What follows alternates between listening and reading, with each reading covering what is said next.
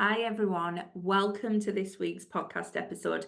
This week, I am joined by one of my good friends, Carrie, and she is so amazing. We were chatting before the episode began, and I was thinking, this is just too good. There was too much conversation happening that I just had to press record. So the beginning of the conversation is a little bit like diving right in. But then we dive into the introductions and let her tell you about her magic that she brings. So please just enjoy this amazing spiritual conversation that I have with Carrie. She is just another level of interesting and so much knowledge. And I hope you love it as much as I love her because it is incredible. So enjoy this episode and I will let it start.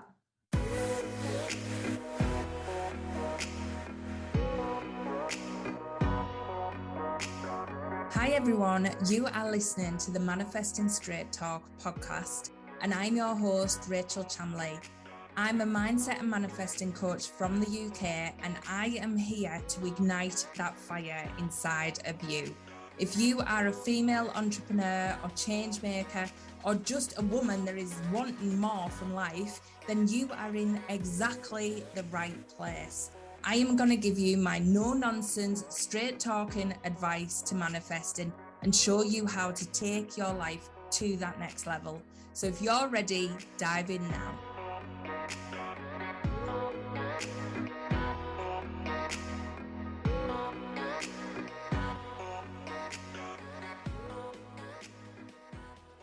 I learned this new protocol for me that's kind of like a replacement for hypnosis. And I really, really love it. And it's allowed me to work on some of those emotional like hangups and beliefs. Things are not even beliefs. It's kind of like mismatches in the system. It's kind of like, I'm going to do this, but this, and they don't mesh. And it's been really amazing to see like what's operating under the surface and let it, work its way through. And one of the really interesting pieces for me that kept popping up was there was confusion.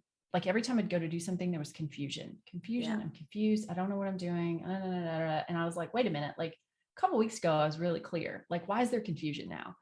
And this kept coming up over and over and over. And finally I was like, I think that confusion's fake.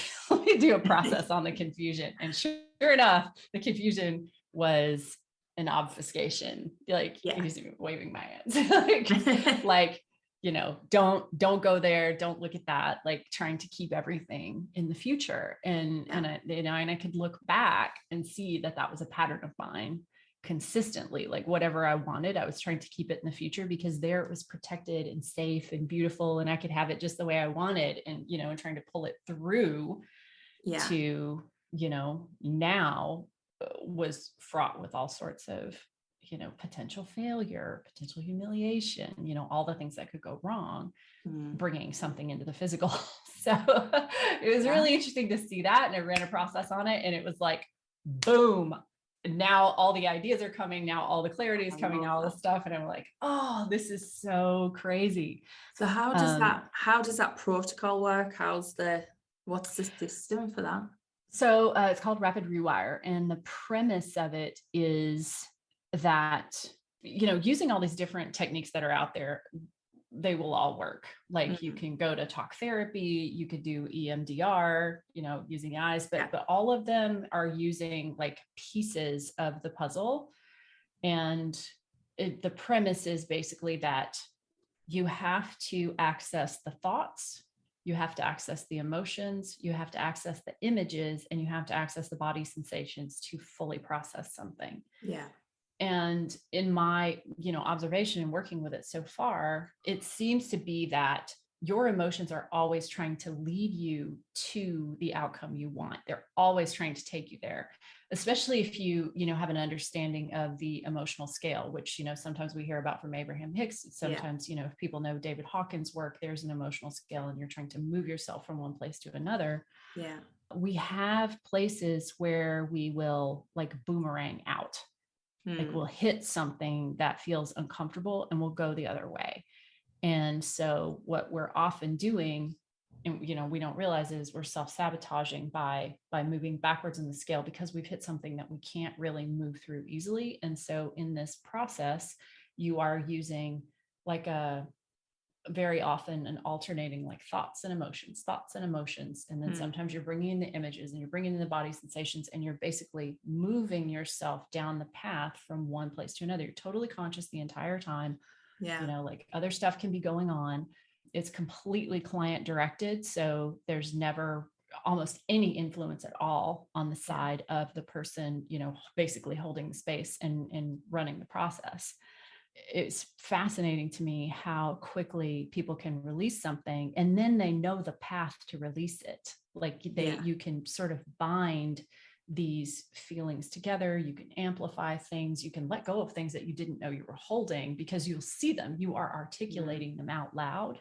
And it's been so eye-opening to see how many things were just kind of lurking there under the surface that I didn't know was a motivation of mine personally. And then watching other people do it too. It's really fascinating to see the sort of map of their subconscious. Where are they going? What are they doing? That's always been fascinating to me, but like to see it, to see them see it too is pretty cool.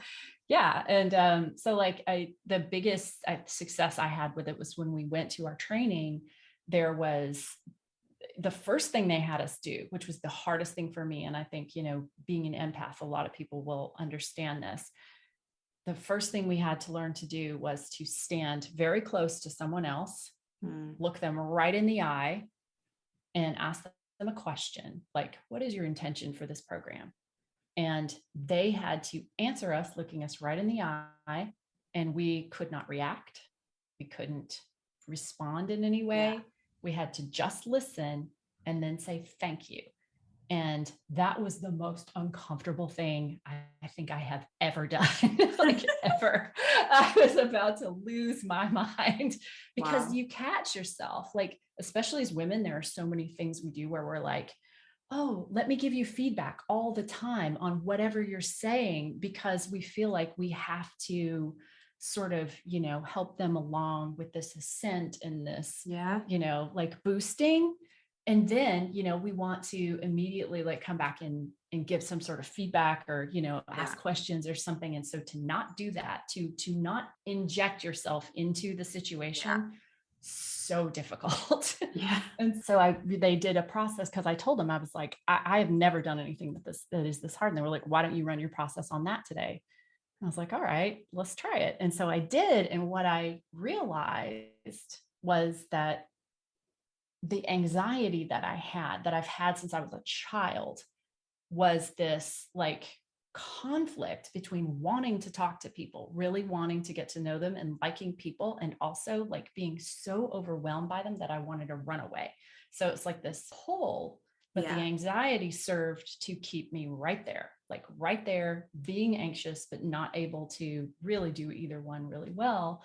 And, and as I kept moving through it, I was like, oh, I see that part of my problem is there's a layer of manipulation here. Like, I feel like I need to correct and, like give somebody a first impression, like really like get in there and make them feel something, make them think something. And I was like, why am I doing that?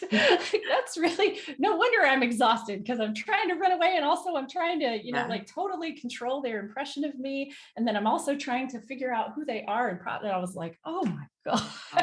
That is just so much happening. Yeah. And once I realized that, and I could see it, and I think that's so critical for whatever it is we want to release anything, we have to be able to see it. And when I could see it so clearly, I was like, oh, well, why am I doing that?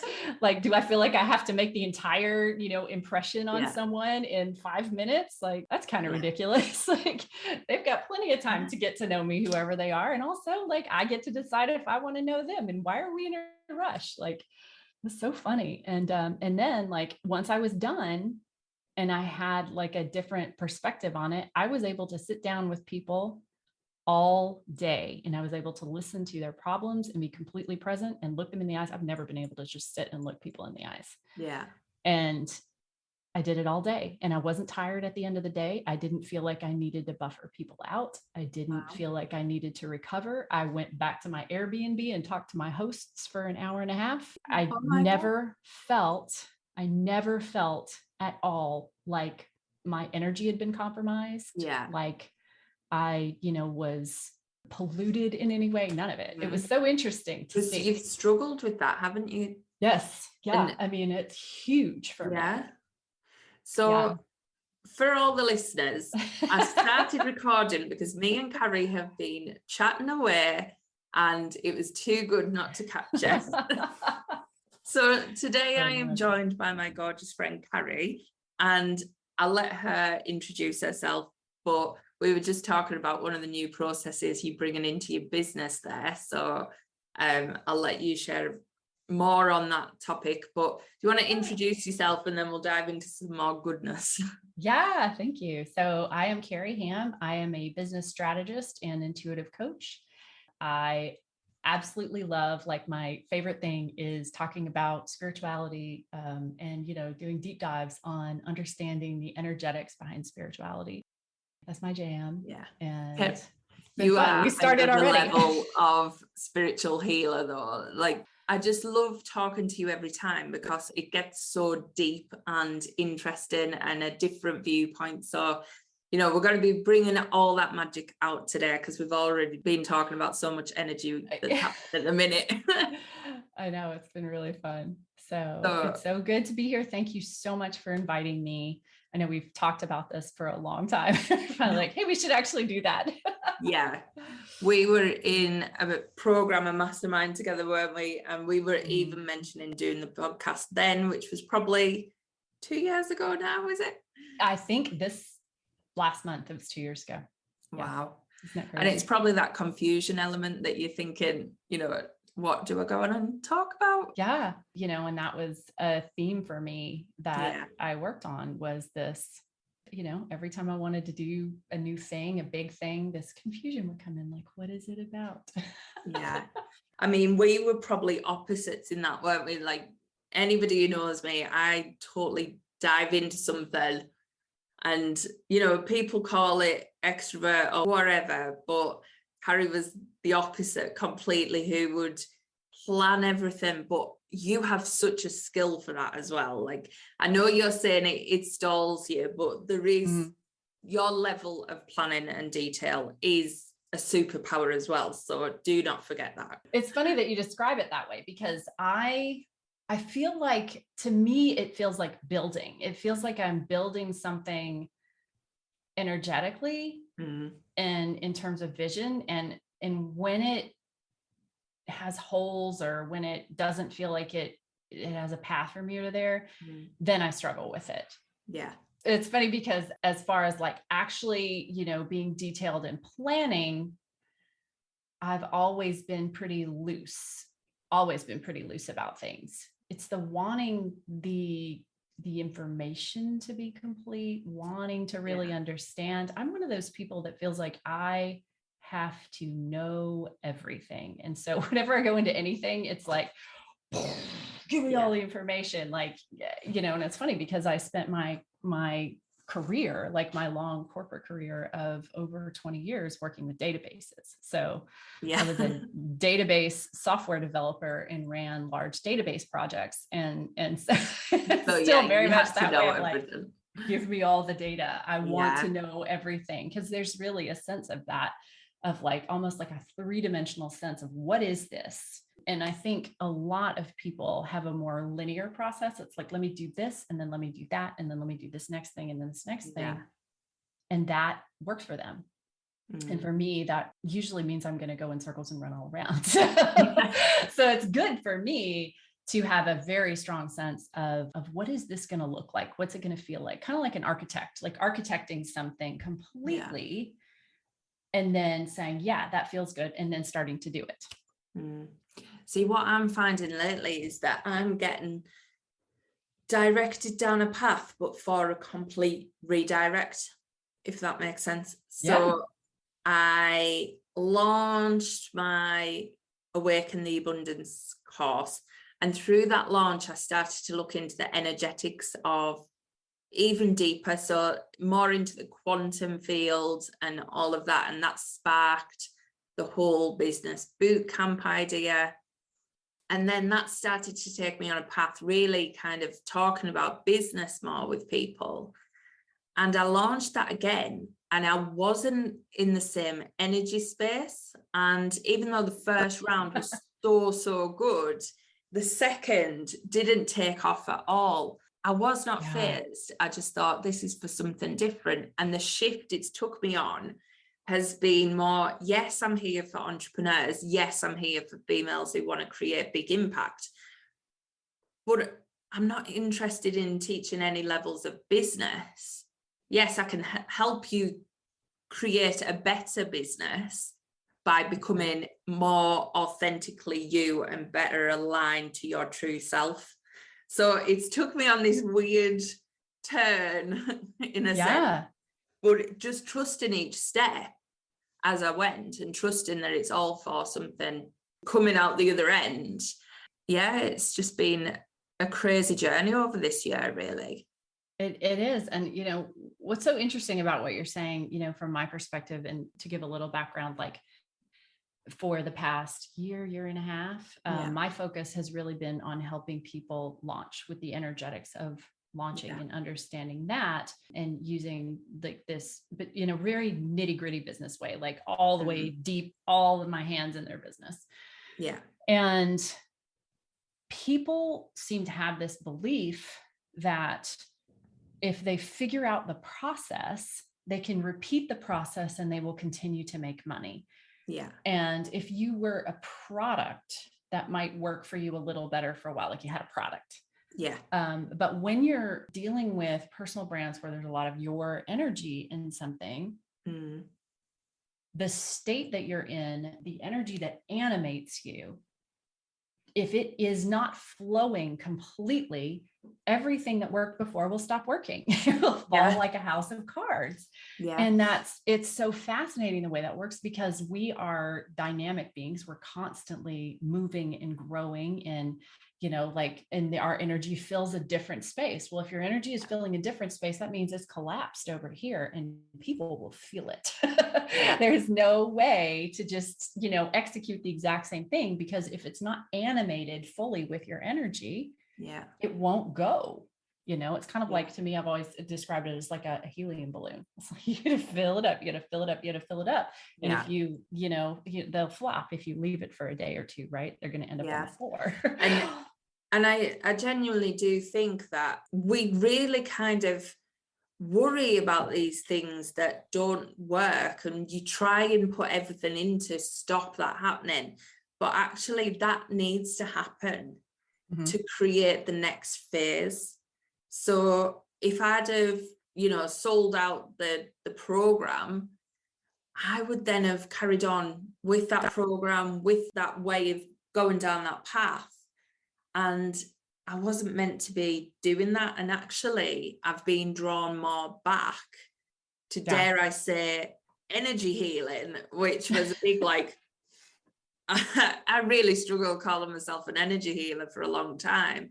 But it's actually opened up the energy that I was maybe denying. So going down that path and bringing that energy into the business world, I was teaching people to do, it's literally shifted me to actually, there's more to it. It's crazy, but you can't join the dots until you've lived the dots. If that makes sense. Yes, that's absolutely true. And part of what you said there was, I think, so important, is we have to have the failures to show us where the boundaries are. You find the edges through things that don't work. And I have a client that I use as an example for this, because success doesn't tell you exactly what worked. It just tells you that whatever you did worked, but you don't know what components worked until you find the edges. So she was very successful right out of the gate. She, no matter what she launched, everybody wanted it. And she had to find the failures to figure out what it was exactly that they were responding to. And it can be its own curse sometimes. I mean, she launched a beta group not long ago and had 200 people join. Well, how do you run a beta with 200 people? It's like, you don't get this close sense of feedback. It is so important to have those experiences so that we know what it is and what it isn't.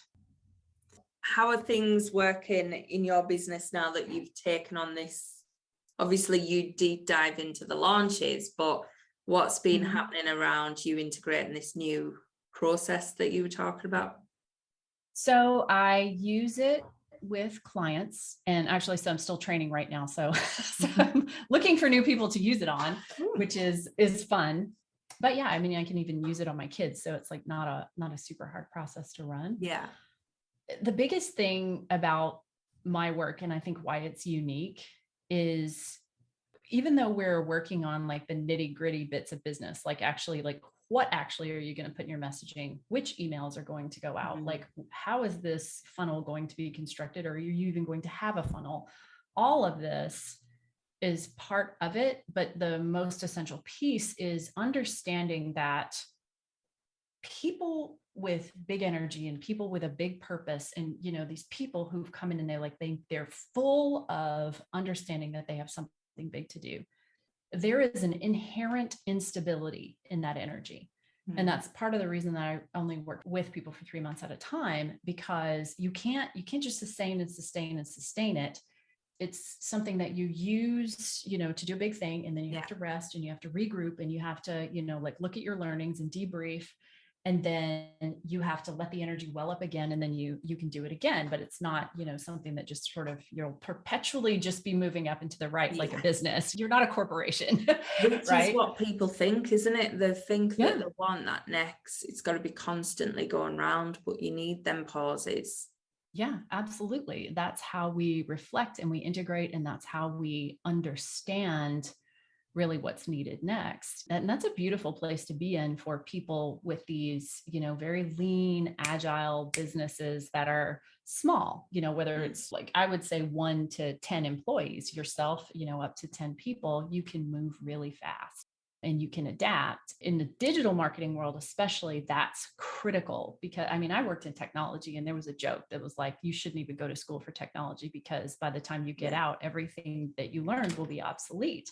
Digital marketing moves that much, like twice as fast. It's just because you're looking at people's attitudes constantly changing, like they're flexing around what's happening in the world. And so you have to be so adaptable. And so we have these people who have this massive energy and a big purpose, and they are experiencing a lot of internal drama, right? Especially when they're trying to do something big, because it's inherently stretching. It's going to stretch them every time, because otherwise it wouldn't be a big thing. And so that stretching is incredibly uncomfortable. And so you have a lot of like snapback, where it's like, retracting back into a small, safe space, and having people start to, and I mentioned this earlier, I don't know if we recorded or not, like mapping the subconscious. Like for me, working with a client, it's a lot of mapping their subconscious. Like, what are their patterns? What am I observing? What loops are they going in? What do I know they're going to go back to when they struggle? And then being able to reflect that back to them. And I think this is a really critical piece to understand. Our egos are constructed to keep us from doing things that feel dangerous. And so all of this work is around not ego destruction, because that's, not the business we're in. We're talking about being able to expand it and make it a little more flexible. And so we get a hold of something and we kind of lift it up. Like, can you see under here? Right. Gently nudge it. Yeah. Like hold it here. And, and what's uncomfortable about this? And then we work through it. And it is this incredibly rewarding, deep work around being able to expand. Yeah. Ultimately that's what it is being able to expand and being able to harness the inherent magic of being a conscious being. Like, it's like, it is absolutely magical. And so being able to, wield that and direct that is a gift. And, when people who are successful, people who have big energy, like they're already doing it. It's just a lot of times they're not doing it consciously. And so my role, I feel like, is to help them understand how to do it more consciously. Yeah. I love that. Tell everyone about your journey and how you've got into this, because you worked in corporate for a long, long time. You had a very successful career. Yeah. So interestingly, it took me a while to figure this out. Almost my entire career, I was working in what we call business back office, which means that I was building or implementing software from the time I was maybe 21 or 22, all the way, probably for about almost 25 years. So building software. Yeah, I know. Thank you. But building software for the back ends of businesses. And so it, a lot of times that's the stuff that moves faster and it's messy. It's not like building the products that, like you're going to use on your desktop. It's all the stuff that runs a business. And so in that process, I had to learn about virtually everything behind the scenes of a business. And I worked for all kinds of businesses. I started out working for a personnel company, and then I went to working for all kinds of companies, theaters, a methadone clinic, I learned how to make software that ran pumps. I did whatever was needed at the time. And then I moved into the corporate world kind of off and on because I was consulting. But when I moved into Microsoft, that was really where it felt like the stakes were a lot higher. I was working with a different caliber of people. And I worked at Microsoft, on and off in different roles for over 8 years, over about a 12-year period. And that was, I think, it puts you through your paces a little bit more, and you can really see it wasn't so much just about software at that point, because software is software and you're, learning how to do things. You're dealing with bigger sets of, stuff that's much more valuable. But that really exposed me to a lot more people who were very powerful, who were leaders, and I needed to interact with those people because I had reports that went to the C-level executives, and I had to learn how to manage their expectations, and this was what was so fascinating, was I knew all along during my career that I was using a lot of my intuitive gifts to figure things out, to know what was happening, to kind of give people a heads up of what was going on, and to ferret things out. But I really had to draw on at that point because it felt so important. This is also important. And that, was an illusion in and of itself. But I think, you and I have had this conversation before too, about understanding, what is your level? Who are you really supposed to be working with? And where do your gifts sort of open up? Yeah. And when I came into entrepreneurship, that was something that I really had to understand, was hey, you've worked with CEOs almost your entire career.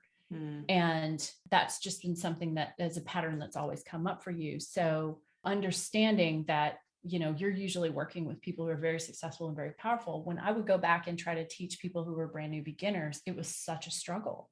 It was such a struggle because there was too much they had to learn.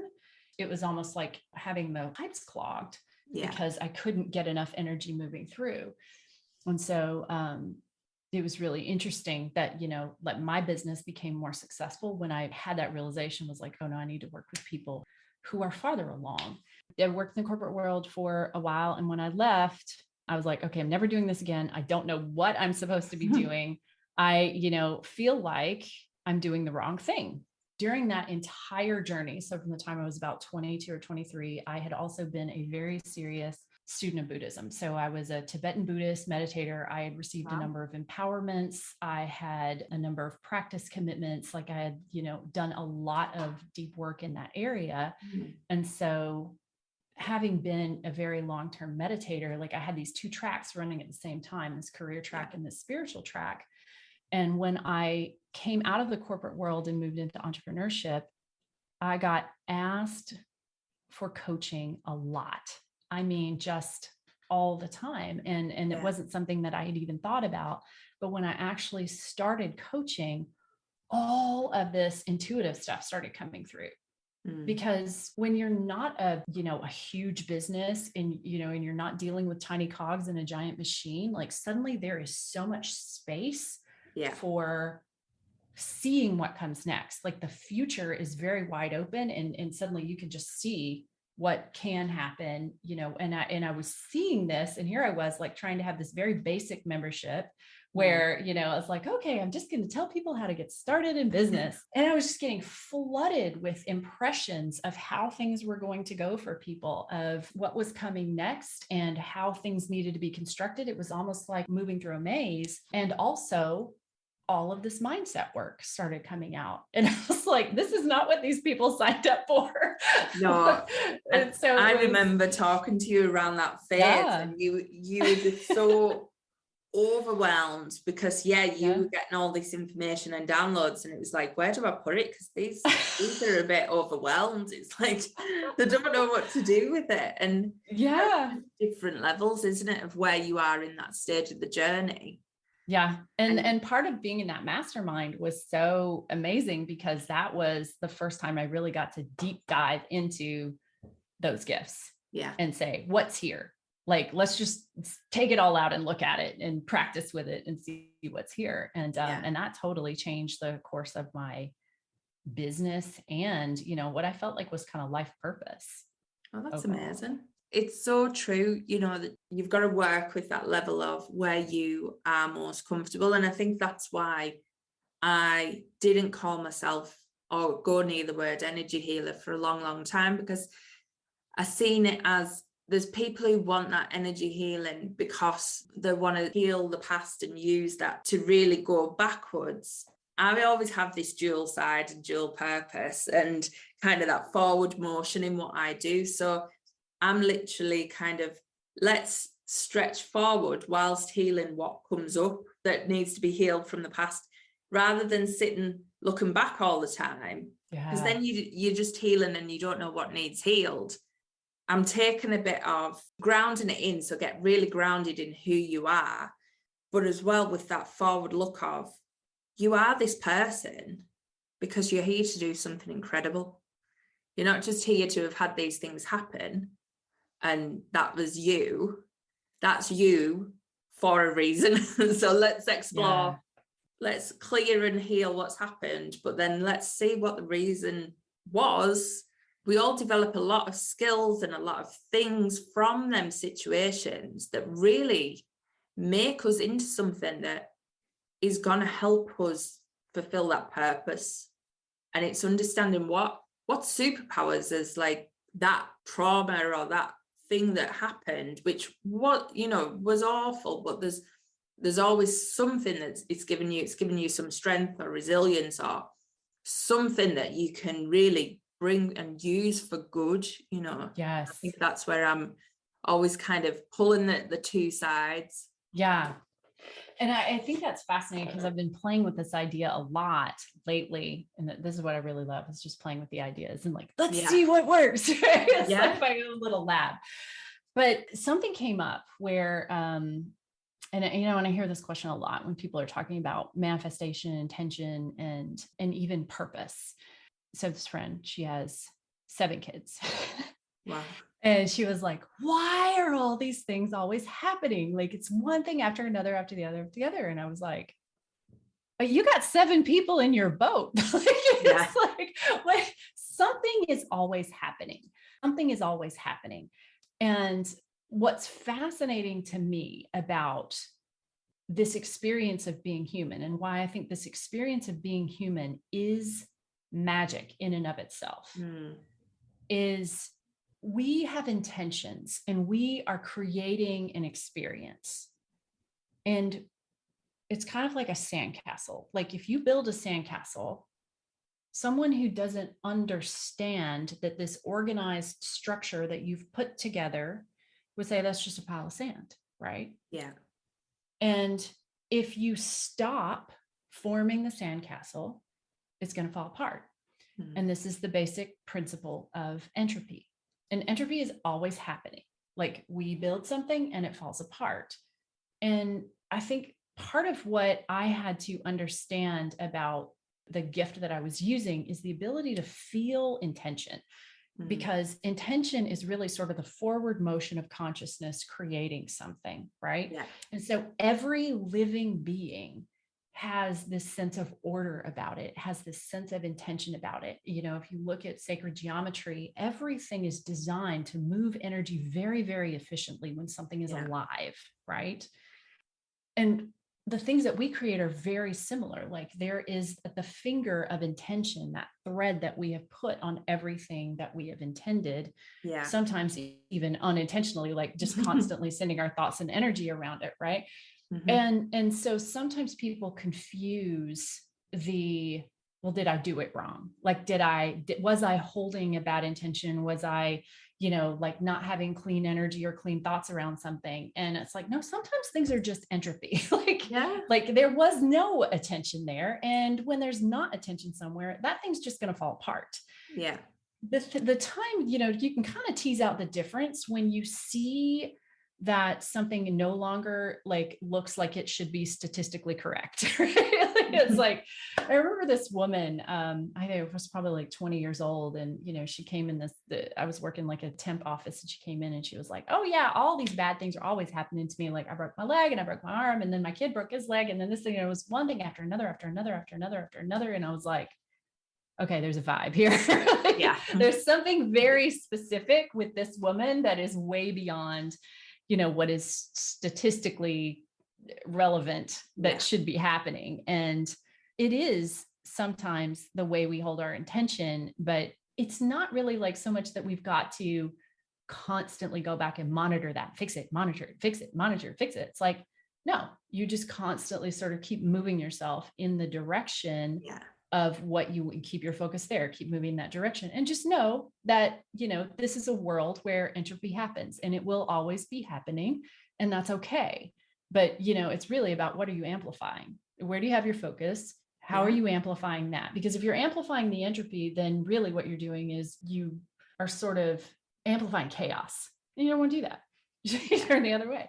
Well, yeah. And I love the way that you put it, because the intention is exactly that. You are focusing on that point, and it's like you put your rod out, like your fishing rod, and you are reeling it in towards you, and then when it gets towards you, you've got to be receptive, you've got to be open, you've got to be willing to receive what you've asked for, because often we aren't, and we don't even see it. Your mind just is so magical, the way that it focuses where your attention flows, and it's like everything else fades away and disappears. And it doesn't matter what you could wish that one day, but if you're looking the other way and focusing the other way, you just can't see it because it's in your peripheral vision. I think that's where people get so confused, because they're like, I'm manifesting, and I'm like, so what have you done? And it's, I've asked and I've wrote a letter, and then it's like, but then I've turned and just carried on with my old mindsets, my old behaviors, my old habits, the old way of being, waiting for this to happen. And it's like, this is here for you. You just need to shift. It's just getting into that mindset of projecting out your thoughts. And it really, we were talking about how the old style of magic, we were actually talking about curses, weren't we, before? Yes. Yeah, because I had worked with a woman who specifically does curse work, like releasing curses, and it is fascinating. Absolutely fascinating. Spells and your words being, totally magical, and people not realizing how much of this is still energetically is just the laws of nature and how things work. Yeah, it is really, really interesting, because I think we're used to hearing it in a way that we can't relate to.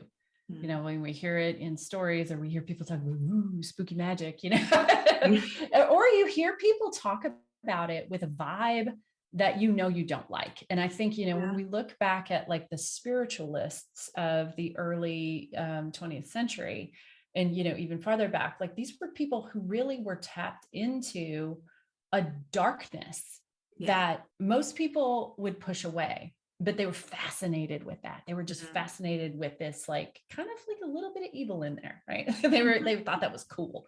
And so what happens is that energy sort of sticks in there and then we reject it. So anything that we've encountered that we know we don't want as part of us, it sort of the baby gets thrown out with the bathwater. Yeah. But the fact is that these conscious beings have been creating things using their intention and their minds and their energy for as long as people have been around, as long as beings have been around. And they call it all sorts of things, and it can be used for good or evil. It just is, it's not about deserving. It's not about even sometimes like learning or mastery. It's really about figuring out how you harness energy and then doing that. And for a lot of the people I know, it's playfulness. That's what's so funny is, people get so self-serious about it. And so like I'm trying to do this thing. There's so much resistance in that energy that you're not harnessing your energy, you're holding it back. Yeah. So it is really interesting how, when we're talking about the curses, it isn't that this is something, like, woo, you can't understand this magic. It's basically just an intention that someone set somewhere and it just kept going. And as this woman who did the energy healing with me, Gail Rebels was her name. She's fantastic. She was explaining that it's tied to an ongoing energy source. Sometimes we are the energy source, like we keep it going. Was that the energy source? Do you think that was you as a being? In my case, it was the family line. So the ongoing target was the family line. The energy source itself, I think, was in that case, the being that hadn't crossed over. Yeah. So that was more of like someone who was carrying an intention and felt like they had to keep carrying it because it was so important, and just creating a lot of confusion and stress. And, and sometimes it was something a little more specific. Like I think the other one that she worked on for me, it was a being, like a ancient being that just sort of has lived on earth, as a lot of people talk about, like in every tradition, they talk about like these spirits that are not humans that are out there. And I had a Tibetan teacher come through one time. I was asking him about, something I felt like was going on in my house. And he was like, hey, there are spirits everywhere, like everywhere. They're like little bug spirits and little, like animals. He was like, they're everywhere. He was like, but you largely don't have any interaction with them unless you have a karmic connection to them in some way. You're generally not gonna, like it's kind of like the people passing you on the street, and it's almost like they're not even there unless there's some karmic connection. And so in this case, like when we're talking about ancestral beings, there's a karmic connection through the body. And in this other case, there was, for me, she said, one that was connected through past life, basically like a pact, like you were talking about. like there was an agreement, a commitment that had been made. And the commitment had been made over multiple lifetimes, not understanding that conditions would change so significantly. And this one was particularly about me teaching. There were limitations on me being able to teach what I had learned over lifetimes from a specific teacher. And I had agreed to those commitments to not teach. And so she had me work through this negotiation, looking at the conditions of the time. There are a billion people out on social media deciding they're going to be spiritual teachers, right? And realizing that there really needed to be more of a bridge for people, to understand these ancient, deep spiritual principles that have existed for so long, and the disconnect between those and what's available for the taking out of the memes on social media. And did you have to go back and negotiate this with that teacher? Yes. Amazing. That was and it's kind of like you're sitting there like, this is really weird, I'm doing this thing. But when it was, and I think that's what's so funny. Like I don't get really caught up in past life stuff because I've never felt like it's not critical. It's not critical to know if this thing is true or that thing is true, or, go try to track it down and, try to like make some truth out of it. Because in the end, everything we experience is being processed through our perception, and as the only place it matters. And so if something allowed you to shift and allowed you to see something differently, even if it was completely fabricated, even if you fabricated it in your own imagination and moved through it, if it shifted your perception, then it is useful. And that is what a lot of spirituality is. It is understanding that you are working with your own mind and energy and perception. It's all you'll ever have. And that's its job. It is not the job to go out and convince everyone else. Science is about common experience. It's about us being able to duplicate an experience that I have so that you also have it. And spirituality has never been about that. It's so unique. And I know with myself, I've healed a lot of things through the Akashic records and through going into past lives. Yeah, it just has to be the way that you feel is right for you and the way that comes naturally to you. And I think that's where people often look to spiritual healers or spiritual teachers, and it's, you've got to find what is calling you in and what feels good for you, because it's not one size fits all, and you've got to understand what your essence, your soul needs, in that, which I think is key. Yeah, it really is. And this is, I think, probably, one of the few times in history when we have so many people trying to guide their own spiritual path. Historically, that's never really happened. And because there are huge pitfalls in it. But what is important, I don't even know if this is a direct quote from the Buddha, but it's in one of the earliest Buddhist treatises, is that you will test every teaching as if you were testing gold. That you don't just accept what someone tells you and, as if it were gospel. You test it constantly to see if it is true for you. And eventually, if it isn't, you set that teaching aside and you move on to something else. And sometimes even it'll come back 10, 15 years later. Suddenly you will, find some truth in it. You'll find a path to truth in it, but it doesn't matter, because ultimately you are working with your own mind. You're working with your own perception, and it has to work for you. Ancient traditions, the role of a teacher is to help correct your egoic perception. They are there to help you see beyond what your ego is letting you. They're letting you stretch a little bit at a time. And then it's your job to integrate. It's your job to integrate. And then usually you would have this period where you would go back and check with the teacher, like, do I have it right now? Is this the correct perception? Is this the correct view?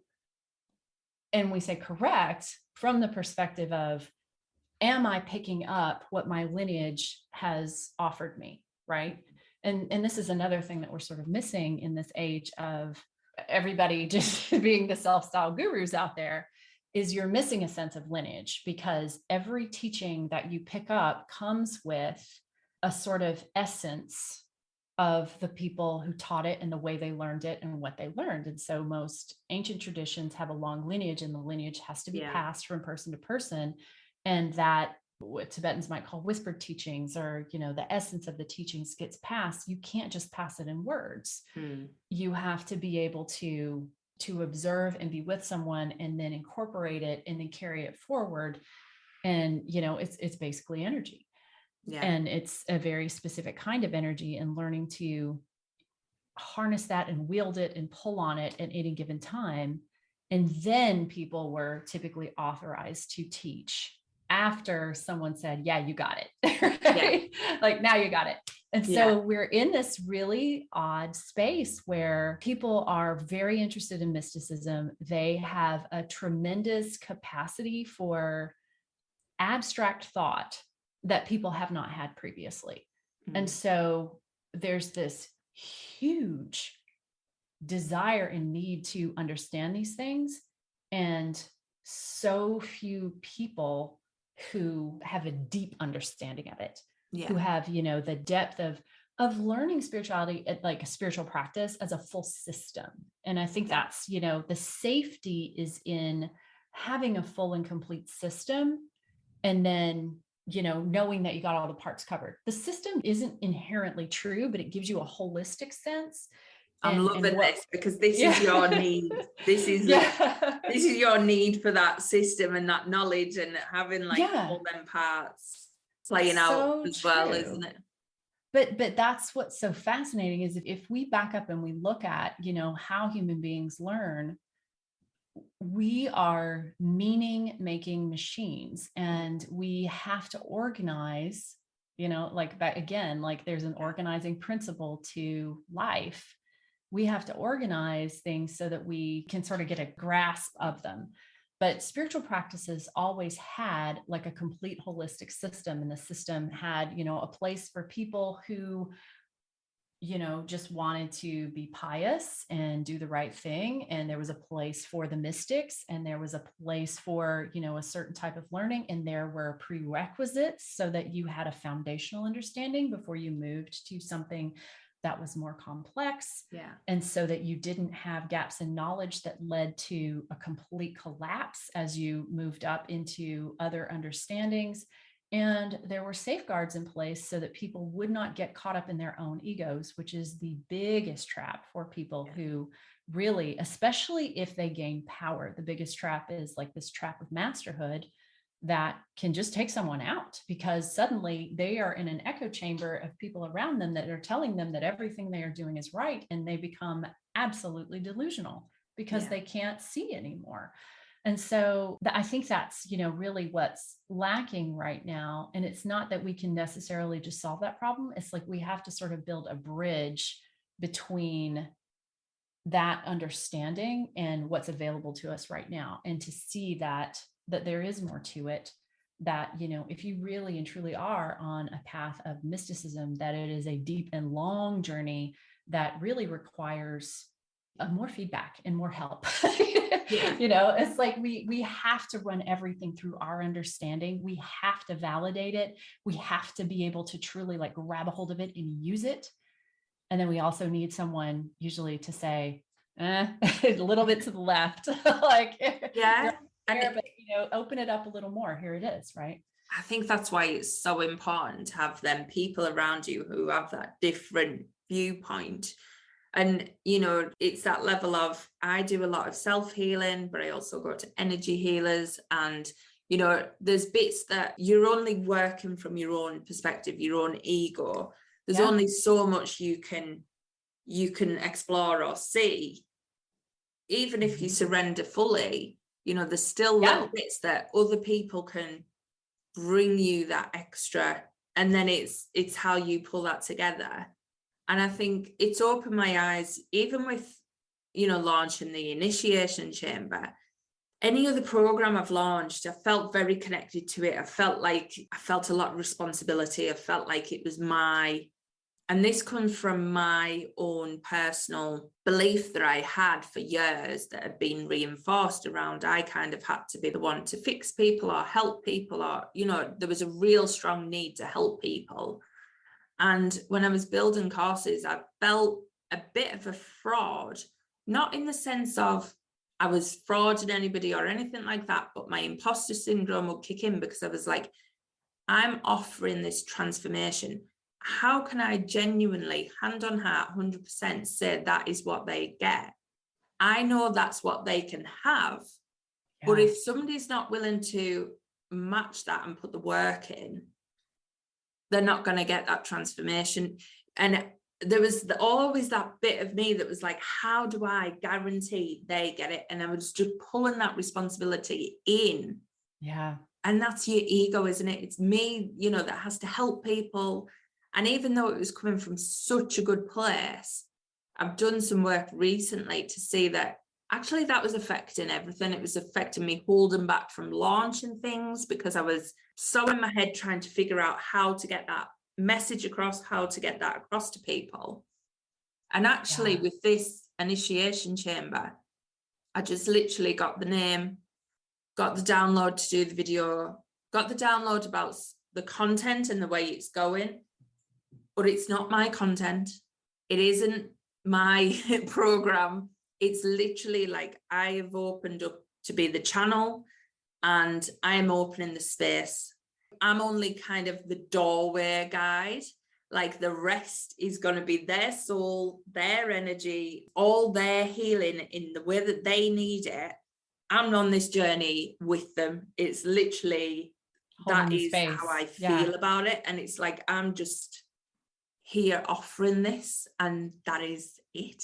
There's the stuff that's coming through. Yeah. But I don't feel like it's my responsibility. I don't feel like it's my, I have to say that they're going to get this by then. I've been open. I've said it is getting channeled.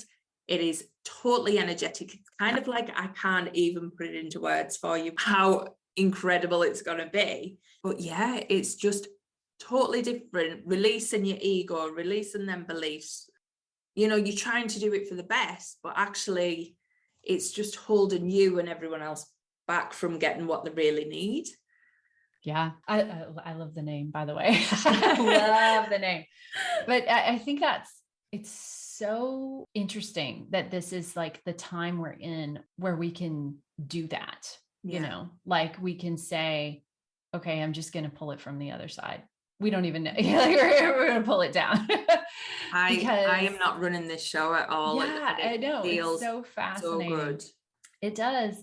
It really is amazing that mostly you pull the energy and you pull the intention, right? Mm-hmm. I'm intending sort of this for you. And you pull the energy and the intention and you hold the container. And that's what you've done. And then the people come into it and they receive what they need, right? Yeah. And it's not this, trying to force and manipulate them into a tight binding system of you're going to take these steps and these things are going to happen. Yeah. It's a totally different kind of work.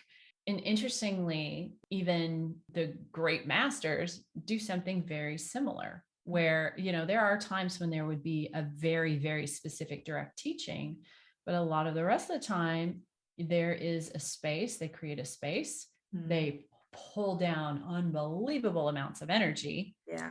And it is offered to you and you take it in and exactly what you need to work with will come up. Exactly what you need to work with will come up again and again and again, because it's almost like the bindings and the blocks and things that are so rigid that don't allow us to sort of expand and truly access large amounts of energy. Yeah. They're painful. They are painful when they're activated.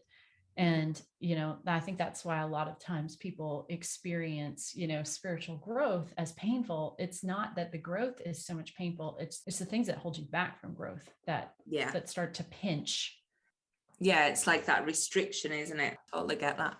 And that's what the ego does. It is. I am conscious of time, Carrie, because I have kept you for so long. And it's late for you. So it is, but that doesn't matter. But I can talk to you forever. I know. But we are really going to have you back on because we could literally talk on so many topics that you know about as well. So I will put all the links to everything you have got going on and, let people find you on all the social media. But I just want to say thank you so much for finally coming on my show. Thank you for having me and reminding me. It was super fun. I always love talking to you. So you are welcome anytime. We are definitely going to have another conversation. And potentially ask the listeners, what would they like to hear us talk about? Because you just have so much knowledge on so many different facets of spirituality and business as well. So, there's loads. We've just scratched the surface tonight. Thank you so much. Yeah, it's been super fun. And I would love that. And I think there's something different that happens when we ask questions. It really releases something in it. So that's why I love these conversations. It just brings up totally new stuff. Thank you. Just so wonderful to talk to though. So thank you so much for joining me. Yeah, thank you. I'm Rachel Chamley and you've been listening to the Manifesting Straight Talk podcast. If you're not already following me on social media, make sure you come and find me on Instagram. I'm at Rachel Chamley, or come and join the Manifesting Straight Talk Facebook group. All my details are in the show notes, so you can catch me there. But I hope you've been left feeling inspired after this podcast. It was so much fun. Join me next time for another episode of Manifesting Straight Talk.